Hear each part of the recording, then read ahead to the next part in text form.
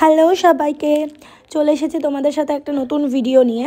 Video বলতে এটা কোনো কাজের ভিডিও নয়, এমনি একটা ডেইলি ভ্লগ। কলেজে যাচ্ছিলাম, আমার এক্সাম ছিল, তো আমি জানতামও না যে আমি কলেজ থেকে আবার আরেক জায়গায় চলে যাব। তো আমি কলেজে যাওয়ার মতো রেডি হয়ে বেরিয়েছিলাম বাড়ি থেকে। বাবা আমাকে গিয়ে দিয়ে আসছিলো বাস অবধি, তো বাস স্ট্যান্ড অবধি, যেখানে আমি বাসে উঠবো।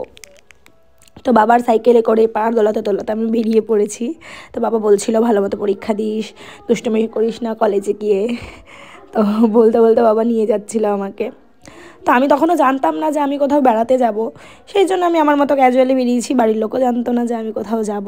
তো তারপরে আমি দাঁড়িয়ে পড়ি, বাস চলে আসে, বাবা আমাকে বাসে দিয়ে বাবাও বেরিয়ে যায়, আমিও বাসে উঠে বেরিয়ে পড়ি।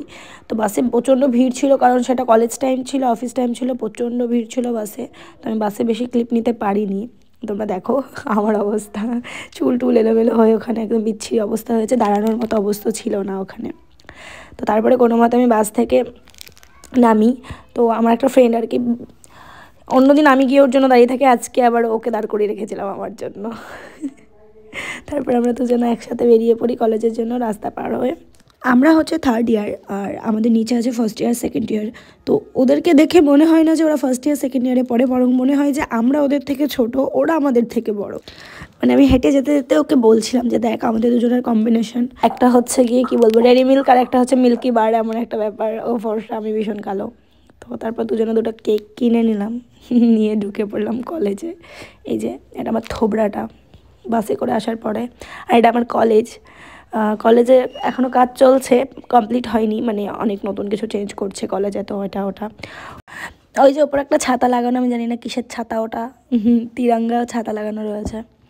তো আমি যাচ্ছিলাম কলেজের ভেতরে। তুমি দেখো সামনে একটা ইগলু দেখতে পারবে তোমরা, ওটা কিন্তু বরফের ইগলু নয়, ওটা হচ্ছে ইটের ইগলু, তালা মারা রয়েছে, আর ভেতরেও ঢোকা যায় না, কিসের জন্য বানিয়েছে জানি না।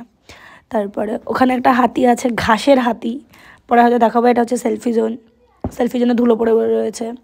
এটা জানি না কোনো কুয়ো টুয়ো হবে হয়তো, শায়দ, আমার ঠিক জানা নেই কিসের জন্য। ও যে একটা হাতি দেখবে, তোমার ঘাসের হাতি, আর ওটা গাছ দিয়ে বানানো। তারপরে আমি উঠে গেছিলাম আমাদের রুমের দিকে, যেহেতু সব কাজ চলছিল কলেজে, তো সব এদিক ওদিকে বেঞ্চ ফেঞ্চ বাইরে বের করা ছিল।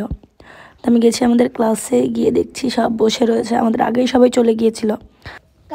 দেখো আমাদের রুম, এটা আমাদের ক্লাসরুম আর কি, এখনও কমপ্লিট হয়নি হয়তো, কারণ ক্লাস হয় না সেরকম এখানে। লাইট ফাইট সব লাগানো রয়েছে, এসি লাগানো রয়েছে, মাইক লাগানো রয়েছে, হয়তো সামনে টিভিও লাগাবে। যেটা দেখেছি আর কি, অন্য রুমে হয়তো আমাদেরটাও তাই করবে। পরে আমাদের ওই রুম থেকে অন্য রুমে শিফট করে দিয়েছিল। আমি এখানে খাম করে হচ্ছে বাবুল গাম খাচ্ছিলাম, কিছু মাইন্ড করো না। তারপর আমরা ওই রুম থেকে আমাদের সিনিয়র যারা, ওদের রুমে যাচ্ছিলাম, কারণ ওখানে আমাদের এক্সাম হবে, এই জন্য যাচ্ছিলাম। বেশিজন আসেনি, অর্ধেকজনের এসেছিলাম, অর্ধেকজন আগে এক্সাম দিয়ে দিয়েছিলো, বাকি অর্ধেকজন আজকে এক্সাম দিয়েছি। তো এক্সাম দেওয়ার পরে আমি দেখাচ্ছি, তার আগে কোনো ক্লিপ নেওয়া হয়নি, আমার ফোনে চার্জে বসানো ছিল। ওই যে ম্যাম আমাদের খাতা গোছাচ্ছিল, জানি না কি লিখেছি না লিখেছি।